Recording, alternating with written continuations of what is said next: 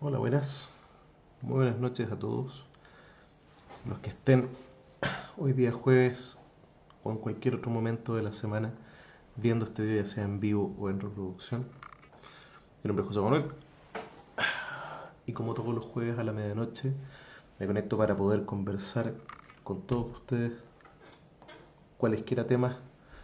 legales o la respuesta a cualesquiera dudas legales que pudieran tener en las industrias creativas.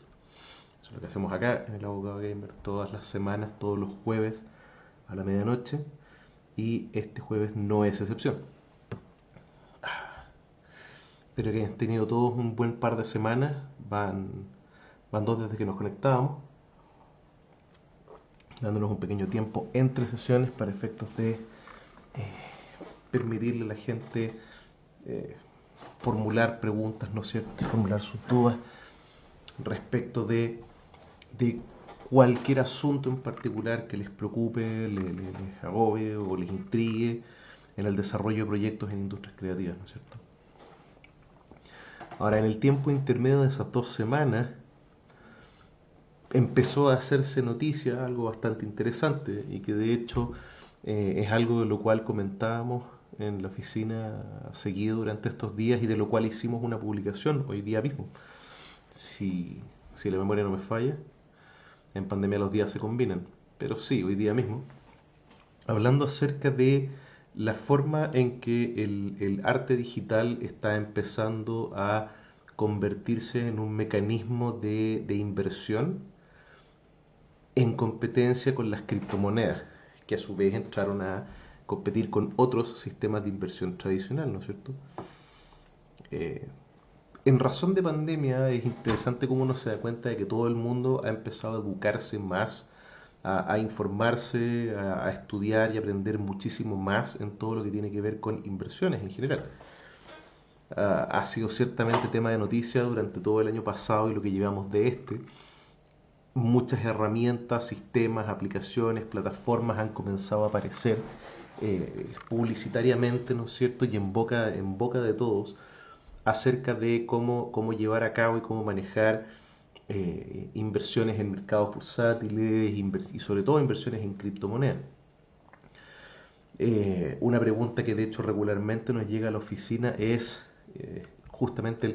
cuáles son los alcances legales asociados al tema de las criptomonedas, cuál es la posición que tiene el Banco Central, cuál es la posición de la Comisión de Mercado Financiero, cuál es la posición que mantiene la banca respecto de las criptomonedas y cuál es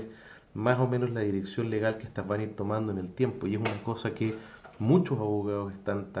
tomando la batuta en aprender, entender, comprender y orientar a través de su propia asesoría, ¿no es cierto? Pero así como las criptomonedas entraron a ser un mecanismo de inversión especulativa muy fuerte en el último tiempo, en cosa del último mes,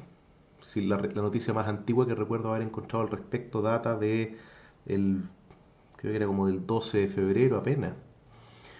Eh, en el último mes ha empezado a hacer mucho ruido este otro mecanismo,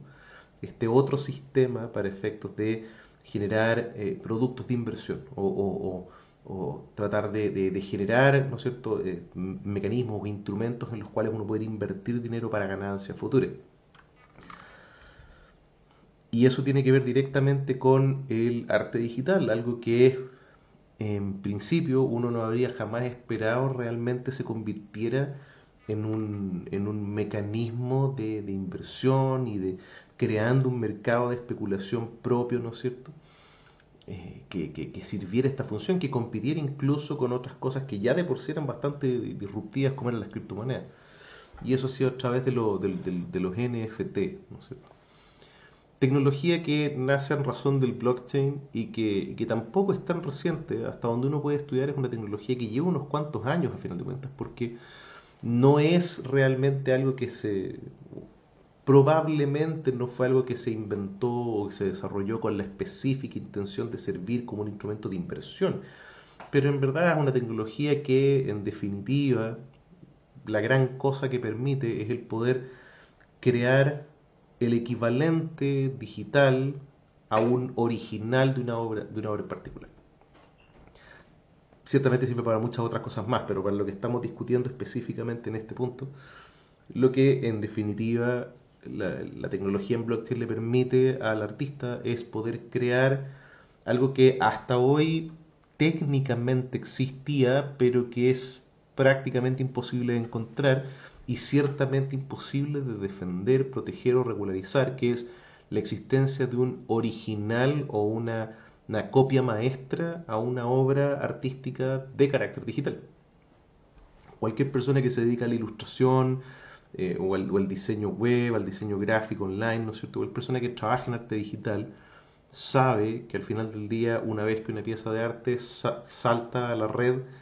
y se hace pública o queda en disponibilidad, si ni siquiera tiene que ser pública, pero queda en disponibilidad a través de internet, inevitablemente el original desaparece en el sentido práctico, porque es extremadamente fácil viralizar y sobredistribuir una pieza de arte digital. Cualquiera de nosotros puede encontrarse con ella en cualquier parte a final de cuentas y un clic derecho, un clic izquierdo, guardar como yo tomo la pieza y la guardo dentro de mi computador, tomo la pieza y la convierto en un archivo nuevo, hago una nueva copia y después puedo incluso manipularla y cambiarle el formato, cambiarle la extensión, cambiar el tipo de pieza, editarla.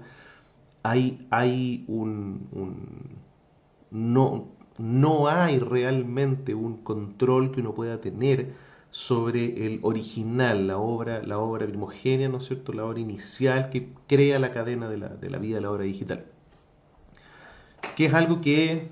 sí tienen y siempre han tenido y siempre han podido mantener las formas tradicionales de creación gráfica, ¿no es cierto? Pienso principalmente, pero no exclusivamente, en la pintura. Al final del día, antes de que existiera la forma de pintar en computadores, las cosas se pintaban físicamente. Papel, lápiz, pincel, óleo, cera, lo que fuera. La, la obra artística gráfica, así como la obra plástica, la obra de la escultura o similares, tienen esa particularidad de que cuando el artista crea el original, ese original existe, es identificable, es tangible incluso, es una cosa que yo puedo tomar y puedo colocar en un lugar en específico y que puedo apuntar y decir, ahí está, ese es el original. Y adicionalmente es una obra que si bien puede duplicarse, y ha habido famosas historias de duplicadores y artistas que han hecho copias y clones de grandes, importantes y famosísimos trabajos de pintura, pero lo normal cuando yo hablo de un cuadro o hablo de una escultura o algo similar, es que no va a haber más copias, o por lo menos no más copias que se vean exactamente igual que el original. Podría citar ejemplo justamente esta misma pieza que yo tengo colgando en la cabecera de mi escritorio acá, que esto es meramente una copia impresa de una obra real, ¿no es cierto? Una obra que tiene un original y que yo simplemente compré la copia en un museo, la tengo enmarcada bonita en mi pieza aquí y la uso porque me agrada, de hecho es una de mis piezas favoritas, eh, que tiene toda una anécdota adicionalmente, pero no va al caso. Pero, pero el punto es que incluso si yo tengo esto colgando en mi muro, ciertamente este no es el original de la pieza hecha en pintura propiamente tal, desde la cual esta gráfica está tomada. Es la razón por la cual, perdón, a razón de eso es que la pintura tradicional, a diferencia de la pintura digital, la pintura tradicional siempre ha gozado de esta característica que la hace en algún modo valiosa, o por lo menos más valiosa de lo que muchas otras piezas de arte digital pueden llegar a serlo, ¿no es cierto? Porque en definitiva, cuando yo tengo un cuadro, como por, no sé, mencionar la Mona Lisa, por mencionar un clásico, ¿no es cierto? O Las Meninas, o quién sabe. Cuando tengo un cuadro, aunque este pueda ser copiado, esas copias que pudieran aparecer cuando son físicamente idénticas, pintura sobre lienzo, físicamente idénticas, o no existen, o son rarísimas y no son perfectas, o por lo menos no tienden a perfectas, y las copias legales que existen son evidentemente copias, claramente no son el original, porque el original existe físicamente en alguna parte y uno puede apuntar hacia él y decir, ahí está el original, esto que yo tengo acá es meramente una copia. Eso hace que el original goce de escasez. Y cuando las cosas gozan de escasez, eso las hace de cierto modo más valiosas. Y uno podrá discutir respecto de todos los pormenores del mundo del arte a nivel comercial, en el sentido de la forma en que se valoriza o se le da valor, la forma en que se utiliza ese valor en la pintura, en la escultura y en las artes clásicas, ¿no es cierto? Pero al final del día el hecho es que un buen cuadro o un cuadro famoso, notorio, reputable, o de un artista a su vez famoso, notorio, reputable, va a ser una pieza que va a gozar de un considerable valor y se requiere mucho dinero para poder comprarlas y se pueden vender por mucho más y son piezas de colección que van adicionando aún más a su valor sobre el tiempo. Y eso es algo que para el arte digital era prácticamente imposible, porque al final de cuentas, si lo vemos desde el sentido más burdamente práctico, ¿quién diablos va a pagar $1.000.000 por una pieza de arte digital que una vez que queda subida, una vez que sale a la internet, una vez que sale al mundo en la red, tarde o temprano alguien la va a encontrar, la va a copiar y basta que una persona la copie y se libere para efectos de que todo el mundo la copie y luego todo el mundo la tiene, porque al final de cuentas replicar un archivo es muy fácil en comparación con reventar la Mona Lisa. O reproducir, no sé, un mural. Ahí es incluso más difícil anda conseguirte todo el espacio que se requiere para hacer algo así. Para hablar de cosas como la escultura o similares. Entonces, cuando aparecen estas nuevas tecnologías, disruptan, irrumpen en el status quo tradicional de lo que ha sido el arte hasta ahora y crean una nueva forma de entender el arte digital que goza ahora, o por lo menos puede gozar ahora, de ese mismo rasgo de único, de individual y por ende de escaso y por ende también entonces de cuantiosamente avaluable que tendrían las artes tradicionales, que históricamente ha tenido la pintura, ¿no es cierto? El trabajo del arte digital ahora puede efectivamente convertirse en algo que a través de esta tecnología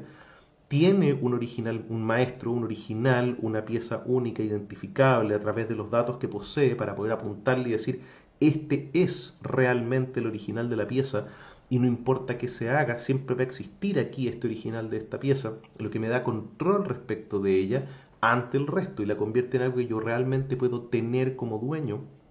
de lo cual realmente puedo hacerme para después comercializarlo. La tecnología detrás de los NFT está convirtiendo el arte digital en un equivalente en esta característica de escasez al arte tradicional. Y por ende no debiera ser sorpresa entonces que le esté ocurriendo lo mismo, rápidamente ocurriendo lo mismo que a través de la historia le ha ocurrido al arte tradicional, y eso es que adquiera valor, adquiera enorme valor. Una pieza original de un artista reputado siempre va a tener valor porque siempre va a haber gente que reconozca un valor específico dentro de esa cosa y va a estar dispuesto a pagarlo, y entonces las pinturas se convierten, las pinturas digitales me refiero, que hasta entonces en realidad no han tenido ese valor multimillonario incluso por pieza, ahora sí podrían tenerla en la medida que yo cuando compre esto puedo efectivamente y con certeza decir que estoy comprando el original y puedo tenerlo propiamente tal, cosa que antes no era realmente posible. En varias partes del mundo está empezando justamente a ocurrir eso, en la forma en que van apareciendo nuevos artistas que usan esta tecnología para crear colecciones o para preservar sus colecciones de una forma que, de nuevo, las hace únicas en razón de su identificación digital y por ende las hace aumentar en valor y se convierte en una fuente de riqueza a final de cuentas. El arte digital se convierte en una cosa que vale ahora mucho más. Y a consecuencia de eso, uno se investiga un poco y ve artículos y noticias que tocan respecto del tema, se encuentra con que en varias partes del mundo está empezando a ocurrir que todo un mundo se forma alrededor de esta tecnología y su uso en el arte, creando negocios a final de cuentas, creando oportunidades para los artistas, pero también creando todo el ecosistema que rodea normalmente un artista, desde desde inversión, mecenazgo, exposición, galerías, distribución, agencia y toda una estructura que empieza a formarse naturalmente apenas se ve que existe un trabajo creativo que puede efectivamente producir un gran valor. Y luego hay gente que ciertamente ve el uso de esta pieza de arte en blockchain y la ve como un equivalente a una moneda, como un equivalente a una inversión, como un activo, como quien invierte en propiedades, como quien invierte en sociedades, como quien invierte en acciones. Oye, quizás comprar entonces una pieza de arte digital a través de estos tokens puede convertirse en algo que a la larga me traiga aún mayor valor. Lo que me llamó la atención a mí en particular, y hablando de la inquietud como abogado, la primera vez que escuché de esto, y no fue hace mucho la primera vez que escuché de esto, aplicado por lo menos directo a lo que es la industria del arte digital, eh, tenía que ver principalmente con la forma en que esta tecnología se ve obligada a interactuar con cómo está estructurada la ley chilena en la regulación de la propiedad intelectual. ¿Por qué? Porque es fácil perder la noción al hablar de el arte digital convertido ya en un activo, un archivo y un activo electrónico que al final de cuentas se vuelve comercializable, se vuelve un mecanismo de inversión. Es fácil perder el norte de lo que estoy comprando en realidad sigue siendo una obra de arte, no es una moneda, no es un auto, no es una casa, es una pieza de arte y por lo tanto está sujeta a una serie de regulaciones y una serie de estándares que la ley ha reservado especialmente para las piezas de arte, independiente de si las estoy comercializando física o digitalmente, si las estoy comercializando como un mecanismo de inversión o por mero interés, da lo mismo cuál fue la finalidad que persigo. Hay un estándar legal que rige las obras intelectuales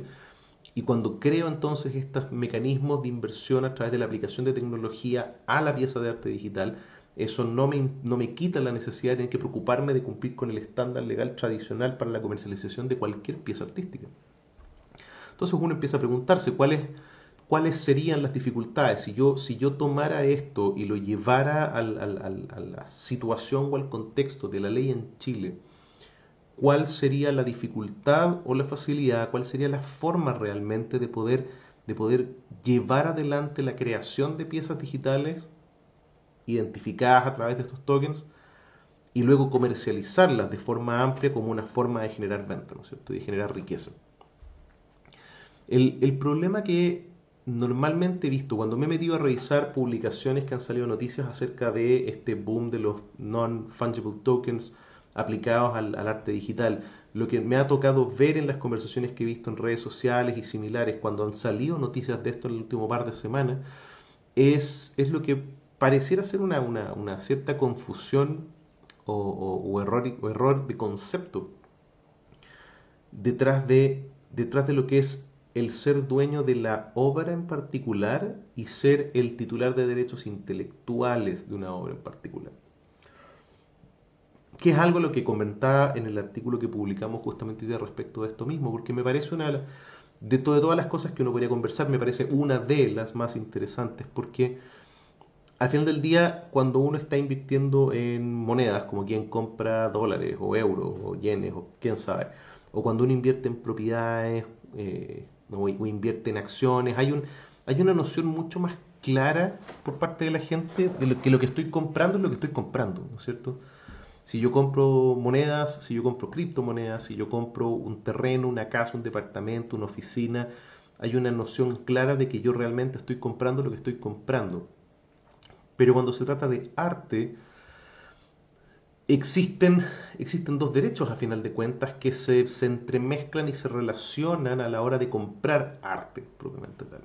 Y eso es porque la ley,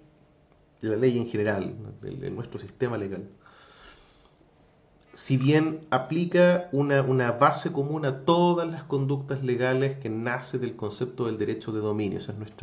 una de nuestras piedras fundamentales para cualquier estructura legal, ¿no es cierto? La ley parte por establecer que es posible ser dueño de algo y define lo que es ser dueño de algo como la capacidad de ejercer lo que se llaman los atributos del dominio en ese algo, es la capacidad de poder usar, gozar y disponer de estas cosas Así dice la ley, el dominio, los atributos del dominio son el usar, gozar y disponer. La ley entonces parte de la base de que el dominio es una de sus piezas fundamentales. Sin la capacidad de yo ser dueño de cosas, el derecho pierde un poco su propósito, porque mucho de lo que regula, no todo, pero mucho de lo que regula, nace de la idea de la propiedad. Y la define entonces en razón de qué es lo que yo puedo hacer cuando soy dueño de algo. Y la ley dice que yo puedo usar aquella cosa de la que soy dueño, puedo gozar de la cosa de la que soy dueño, que es un término jurídico que apunta a recibirme de lo que la cosa genera, ¿no es cierto? Si lo queremos poner un ejemplo muy rústico, si yo soy dueño de un árbol, cuando el árbol produzca frutos, yo también voy a ser dueño de los frutos, ¿no es cierto? Y voy a poder acostarme en su sombra y voy a poder tallar, cortar las ramas quizás y hacer abono con la cosa. Todo lo que la cosa a la que yo soy dueño produce, crea o construye, a final de cuentas también a su vez me pertenece. Yo uso el árbol, pero también dispongo de lo que... uso el árbol y gozo de lo que el árbol produce a su vez. Y finalmente puedo disponer del árbol, yo puedo disponer de las cosas. Ese es el último atributo final del dominio. Y disponer significa en buena medida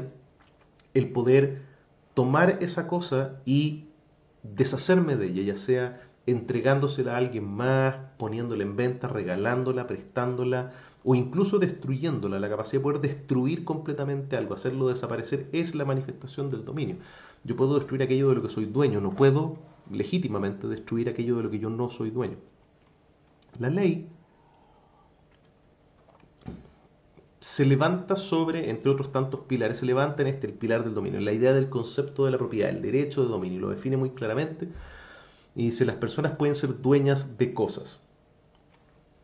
De ahí nace entonces la línea que me conduce a lo que es la inversión. Yo puedo ser dueño de una casa, puedo ser dueño de una oficina, puedo ser dueño de acciones de una sociedad, puedo ser dueño de una moneda, puedo ser dueño de un fajo de billetes, puedo ser dueño de muchas cosas. Y como dueño de esas cosas puedo disponer de ellas y puedo venderlas por otra cantidad de dinero, puedo venderlas a ganancia, ¿no es cierto? O a pérdida. Y por ende ahí nace el concepto de la inversión, ¿no es cierto? Yo me hago dueño de algo para después disponer de él y obtener mayor ganancia. Pero luego la ley dice respecto del arte, respecto de la propiedad intelectual o el resultado del ingenio, en realidad dice un poco la ley, cuando hablemos de la propiedad intelectual propiamente tal, la ley hace una distinción. Dice, si bien existe el derecho de dominio respecto de las cosas,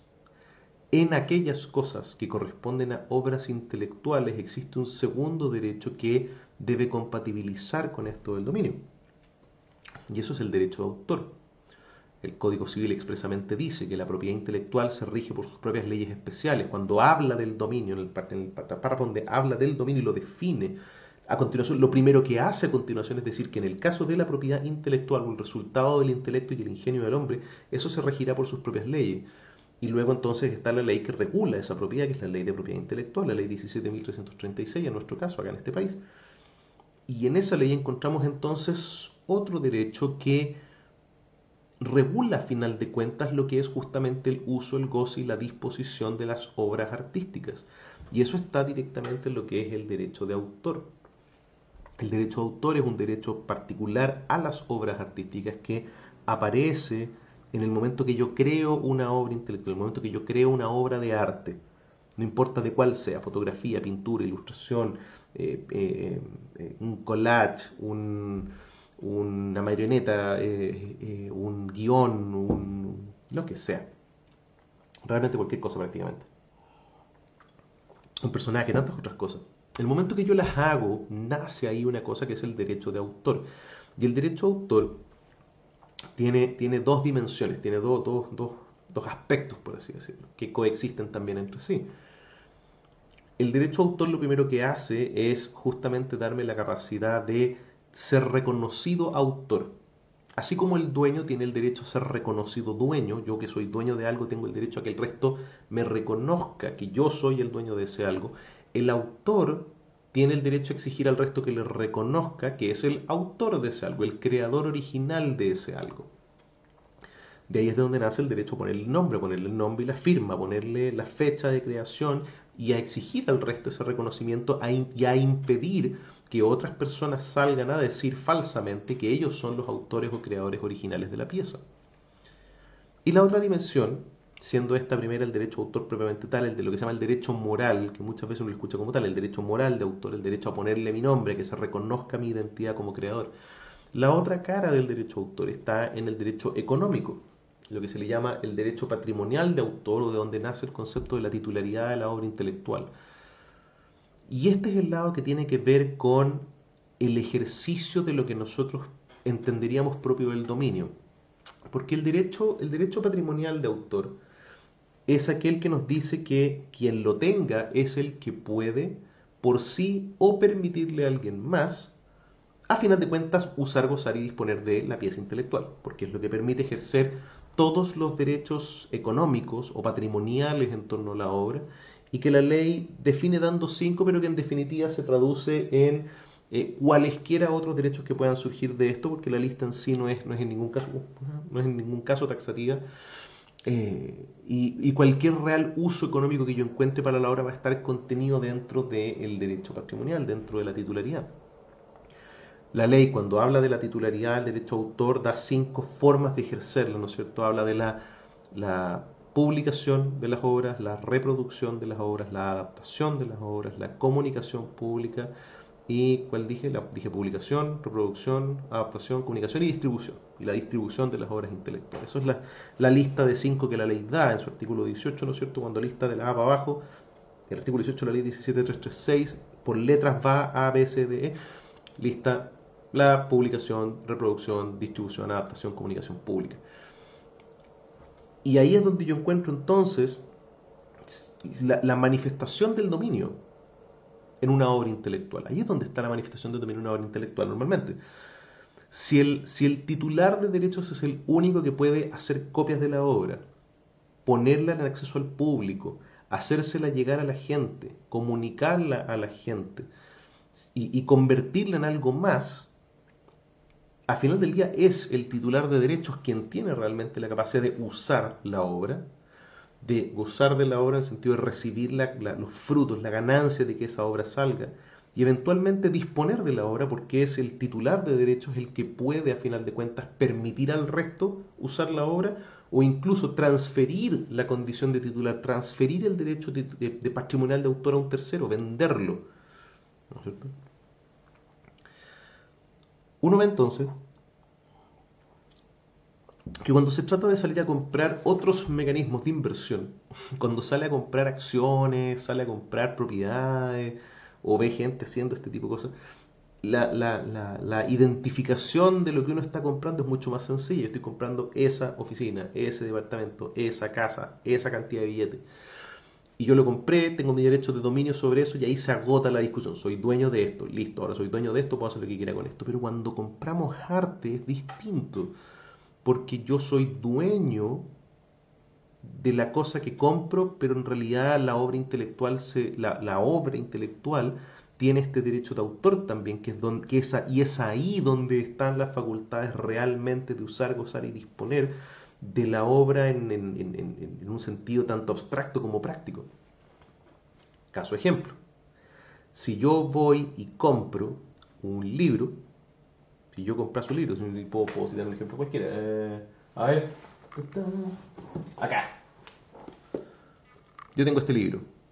me compré este libro, Video Game Law, ¿no es cierto? Escrito por Gregory Boyd, Brian Pine, Sean F. Kane.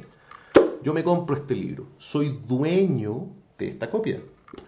pero eso no significa más que el hecho de que yo puedo abrirlo, leerlo, estudiarlo, eventualmente mostrárselo a ustedes en este video o comentar respecto de él, analizarlo, criticarlo y aprender del contenido del libro en sí. Pero yo no puedo pasarlo por una fotocopiadora y vender copias de este libro. ¿Por qué? Porque yo soy dueño de esta unidad. Soy dueño de esta copia en particular. Cuando yo compré esto, lo que estaba comprando era una copia del libro, pero no estaba comprando, ¿qué? El derecho de autor, al final de cuentas. No estaba yo comprando el derecho de autor detrás de la obra, no estaba comprando la calidad de titular del derecho patrimonial de autor y por ende no estaba comprando la capacidad legal de hacer nuevas copias, adaptarlas de algún modo, publicarlas en algún formato, distribuírselas a alguien más o leerlas públicamente en comunicación al resto del mundo. Todo eso son atributos que nacen del derecho de autor y que por el hecho de comprar mi copia y ser dueño de mi copia no los adquiero realmente. Yo puedo efectivamente comprar el derecho de autor, por lo menos el patrimonial, el moral es intransferible, pero yo puedo comprar el derecho de autor efectivamente, pero no estamos hablando exactamente de comprar una copia de la obra, estamos hablando entonces de cosas que a veces son confusas de comprender y que se entremezclan entre sí. El comprar la obra versus comprar los derechos que nacen de la calidad de obra intelectual que la obra tiene. Entonces uno ve en conversaciones en redes sociales, uno lo veía en Facebook, por ejemplo, en Instagram, comentarios acerca de justamente en estas noticias acerca de la importancia o la preponderancia que han adquirido en el corto tiempo los non-fungible tokens aplicados al arte digital, con gente comentando de cuál es el sentido o propósito, ¿no es cierto? ¿Cuál es la idea detrás de esto? Si a final de cuentas yo puedo descargar una copia de la pieza y a final de cuentas puedo comprar una copia común y corriente y cuál es el propósito, dónde está realmente la importancia detrás de poder identificar la obra como original, la obra como particular. Es porque la importancia de esto nace porque en la medida de que yo soy capaz de identificar la obra como un original específico, con un autor determinado,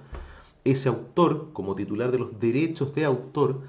puede efectivamente perseguir contra el resto del mundo la protección y resguardo, respeto de su derecho como autor.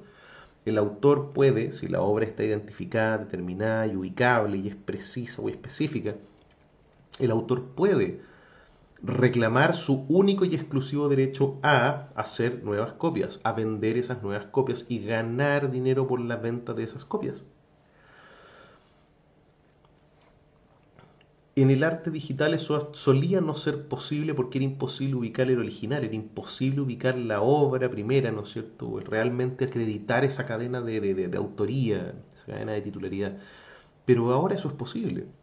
gracias a la tecnología. Ahora eso es posible, por ende adquiere una nueva fuerza, un nuevo vigor el concepto de que no porque yo compre una copia de una pieza intelectual significa que puedo hacer lo que yo quiera con ella. Existe detrás de la pieza intelectual un autor o titular de derechos de autor que es el que realmente tiene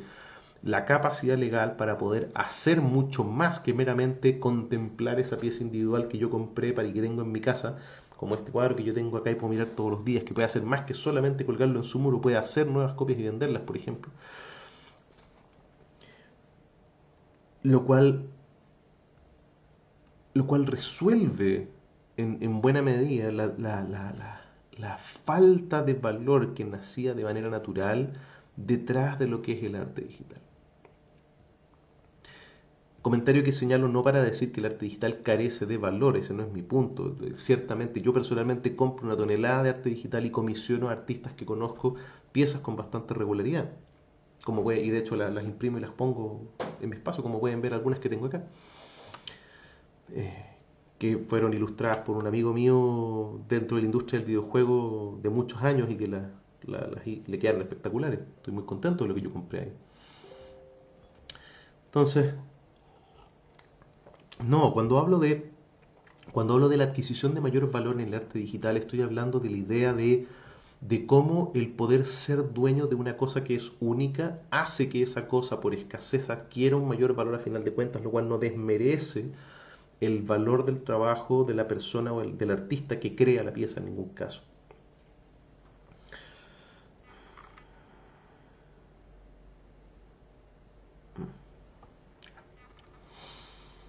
Ahora, ¿qué es lo que, qué es lo que en definitiva pasa entonces, o debiera pasar, con quienes sea que quieren empezar a meterse en la creación en participar, meterse a participar del mercado que van a hacer naturalmente de la comercialización del arte digital identificada a través de blockchain? Lo que debiera pasar es que debiera tomar mucha más prevalencia una norma bien particular de la ley 17336, que está en su artículo 37 y que refiere específicamente a la el efecto legal de la compra de una pieza gráfica, de una obra de carácter gráfico. Siendo realista, no es mucha la cantidad de gente que compra eh, esculturas originales y pinturas originales encargadas completamente a pedido a artistas en el día a día. O sea, ciertamente hay un grupo de gente que lo hace, pero siendo realistas hay una enorme, enorme cantidad de piezas de arte que dan vuelta en el mundo en forma digital,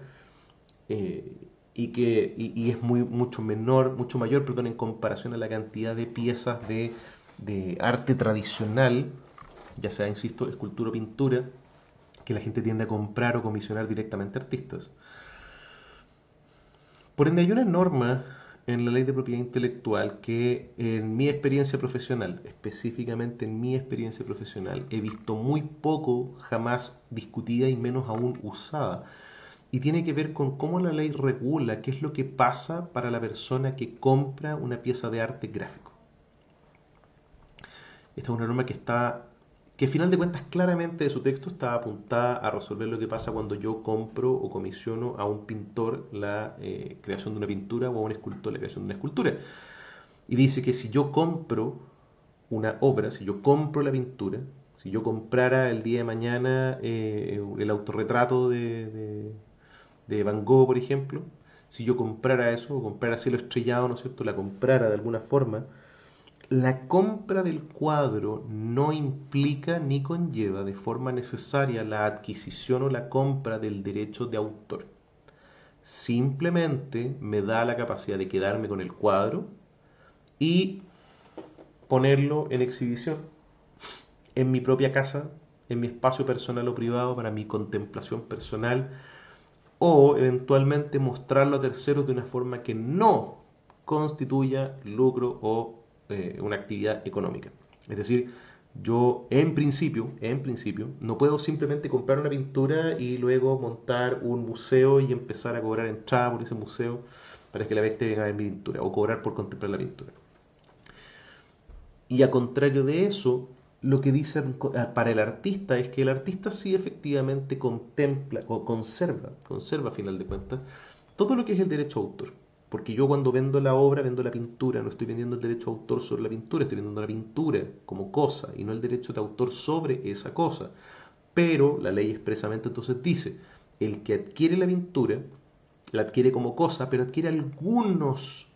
efectos del derecho a autor, como el poder exhibirla sin fin de lucro a terceros, ¿no es cierto?, y poder contemplarla en su casa. Y para el autor le quita algunos de los derechos, le saca algunos derechos propios del derecho a autor, en particular el derecho a hacer copias de la obra y comercializarlas sin la autorización del dueño que compró el original. Lo cual es bastante natural y obvio, tiene un sentido de carácter muy práctico, ¿no es cierto? Si yo compro la Mona Lisa y después van y hacen 20 Mona Lisas adicionales, la mía pierde un poco de propósito, si me de cuenta es una copia más, ¿no?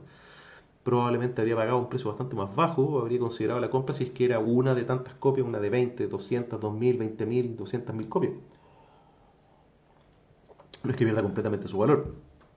pero ciertamente podría valer muchísimo menos.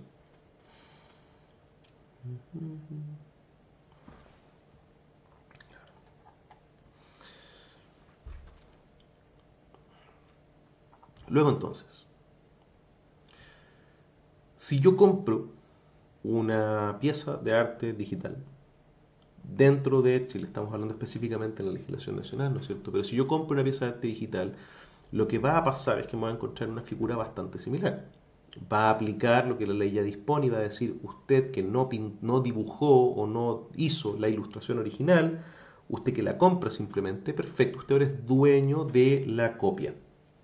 Es dueño de, o en realidad no, es dueño del original. Uno compró el original, es dueño del original. Pero a menos que el contrato expresamente lo diga, a menos que el contrato expresamente sea uno donde yo compro el derecho de autor y no solamente la pieza como cosa física o digital en este caso.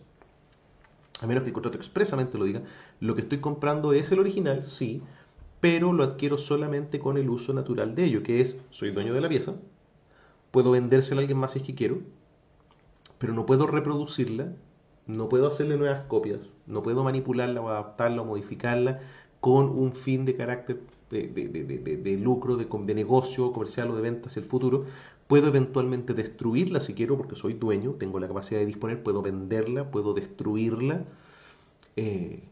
pero no adquiero yo el derecho de autor para, por ejemplo, crear la Mona Lisa 2 y crear una adaptación de la Mona Lisa o animarla, ¿no es cierto?, para efectos de cambiarla de su formato. No adquiero el derecho a empezar a fotocopiarla, ¿no es cierto?, en masa para andar vendiendo copias e ilustraciones, imprints de la Mona Lisa para todas partes. No puedo empezar a cobrarle a la gente una tarifa para que se ponga al lado del cuadro y se saque una foto, no puedo hacer nada de eso. Soy dueño de la cosa, pero no del derecho de autor. Y el pintor original va a seguir siendo el autor, pero va a tener esta restricción de que hizo la pieza digital, vendió el original de la pieza digital y podrá decir que la hizo, podrá pedir el reconocimiento de que es el autor original, pero no va a poder simplemente ahora sacar la segunda copia, tercera copia, cuarta copia y empezar a comercializarlas de nuevo. Esa es la consecuencia natural de la aplicación estricta de la ley a un escenario como este. Ahora, la razón por la cual fue particularmente interesante para mí el revisar la consecuencia práctica legal detrás de la aparición de los NFT como un mecanismo de inversión que la gente está empezando a utilizar como una forma de invertir especulativamente a ganancia. Si la gente está empezando a comprar piezas de arte para reventa a final de cuentas, para verlas acumular valor y revenderlas. Tiene que ver con que de nuevo, volviendo al derecho en general, al derecho civil en su estructura más básica, el dominio como derecho real y básico de nuestra estructura legal es en cierto sentido bastante libre, tiene pocas trabas para darse vuelta en el mundo. Yo puedo comprar este vaso, puedo comprar este librero, puedo comprar varias cosas y no hay realmente una restricción, un protocolo, un procedimiento, una barrera que me impida o me dificulte simplemente ir y pagar lo que el vaso vale y llevarme el vaso para la casa.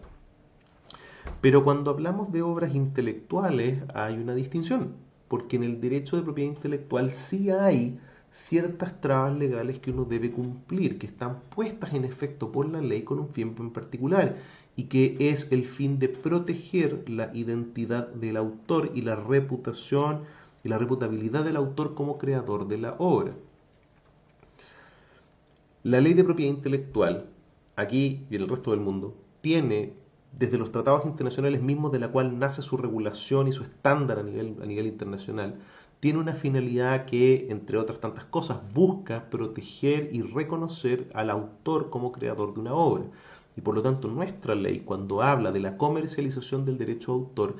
se preocupa de que la comercialización de este no afecte a la persona del autor o no le desprovea de su derecho constitucional, humano y de tratados internacionales reconocidos de autor respecto de la obra. Y para lograr eso, para lograr ese estándar de mayor protección, lo que la ley hace es fijar que la venta del derecho de autor en su dimensión patrimonial, en la moral, es intransferible, el derecho moral es inalienable e intransferible, no se puede vender. Pero en el derecho económico, el derecho patrimonial, la titularidad de la obra sí se puede vender, pero, dice la ley, para poder transferir esa calidad se va a requerir que exista un contrato escrito, y no solamente un contrato escrito, sino que un contrato escrito que además esté por lo menos firmado ante notario, si es que no a través de un instrumento protocolizado o una escritura pública. Es decir, dice, si usted lo quiere vender no puede ser de palabra y no puede ser meramente un papel firmado en su casa. Tiene que ser un papel firmado tiene que ser en papel y tiene que ser por lo menos firmado ante un notario, si es que no a través de un documento incluso más difícil y riguroso, como es una escritura pública. Entonces uno se pregunta, y de hecho he tenido esta discusión con otras personas en el mundo de las industrias creativas, respecto de, bueno, pero si yo quisiera dedicarme a la comercialización de los NFT, si yo quisiera ser un broker, por ejemplo, un broker de NFT sobre piezas gráficas, ¿cómo lo hago? ¿Puedo simplemente llegar y venderlas? ¿Puedo simplemente llegar y comercializarlas? ¿O tengo que cumplir con este requisito legal adicional de procesar las compras a través de una firma autorizada ante notario? Algo que ciertamente dificultaría muchísimo la idea de crear un mercado ágil de comercialización e inversión especulativa. Pero luego uno piensa, a solución a final de cuentas del problema, lo que uno al final del día está comprando. Entonces, cuando uno compra una pieza de arte digital, que a fin de cuentas está creada conforme a esta tecnología para poder así ser identificable, pero sigue siendo la compra de una pieza de arte como cualquier otra pieza de arte. La forma en que uno soluciona el dilema de yo quiero poder comercializar ágilmente piezas de arte, pero no quiero tener entonces que cumplir con el estándar de firma notarial que la ley me pide para comercializar derechos de autor dentro del país, es recordar el hacer esta separación. La solución está en recordar hacer esta separación entre la diferencia que existe al comprar la obra como cosa y comprar el derecho de autor sobre la obra como cosa. Comprar el original o una copia de una obra en particular como objeto, como algo que yo adquiero y que tiene una identidad específica, y adquirir el derecho de autor que me permite adaptar, distribuir, comunicar, reproducir o publicar una obra intelectual como tal. En la medida que yo esté buscando crear un mercado especulativo de inversión o un equivalente, una estructura de trading en base a derechos de autor, voy a enfrentarme con un problema, con el problema del estándar legal que existe en este país y que es mayor en algunos otros y menor en algunos otros países alrededor del mundo, pero que en este país existe en este nivel, que es, si usted lo quiere hacer, tiene que hacerlo por escrito y con una firma autorizada ante notario, lo cual es difícil de obtener en un entorno digital. Si yo quiero comercializar entonces el derecho de autor va a tener que cumplir con ese estándar, pero si es que yo busco comercializar la obra como cosa específicamente, si yo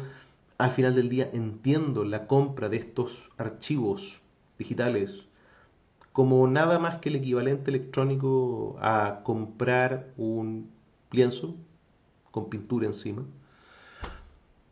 al final del día lo que voy a estar haciendo es volver a las normas del derecho de dominio que están por debajo de todo otro sistema y que me permiten, a fin de cuentas, comprar y vender con facilidad. Porque lo que yo estoy comprando es una cosa y no el derecho de autor en particular respecto de esa cosa. Y al comprar las cosas no hay realmente mayores dificultades, estándares, protocolos, solemnidades o formalidades que yo deba cumplir. Debo recordar simplemente que cuando compro el original de una pintura, digital en este caso, lo que estoy comprando es solamente eso. No soy dueño de más. De lo que soy dueño tiene existencia, tiene valor y es ciertamente un activo para mí que yo puedo guardar y utilizar al futuro, pero no estoy adquiriendo más que eso. Y mientras tenga noción de esa diferencia, mientras tenga clara noción de esa diferencia, el sistema de los non-fungible tokens para comercializar arte como una forma de ganancia, como un mercado de inversión, ciertamente adquiere enorme valor y utilidad práctica. Y me imagino yo que va a ser enormemente preponderante al muy corto plazo. Ya lo está haciendo en varias partes del mundo y ciertamente va a pasar acá como va a pasar en todo el resto de Latinoamérica, por supuesto. Especialmente porque vivimos en un entorno, en una situación donde la gente realmente está cada vez más informada acerca de lo que significa generar riqueza a través de estos sistemas o mecanismos de inversión, de ganancia, no por trabajo, sino por la inteligente operación del dinero en sí. De manera que sí, esto probablemente, ciertamente, pero no probablemente, ciertamente va a ser algo que va a tener enorme preponderancia y presencia en el muy corto plazo. Pero bien, siendo casi la 1 de la mañana, creo que he logrado decir o mencionar todo lo que buscaba hablar respecto de esto. Espero que esta breve explicación respecto de los alcances legales en la dimensión de propiedad intelectual en particular, respecto del NFT y el arte digital, sea de utilidad y sirva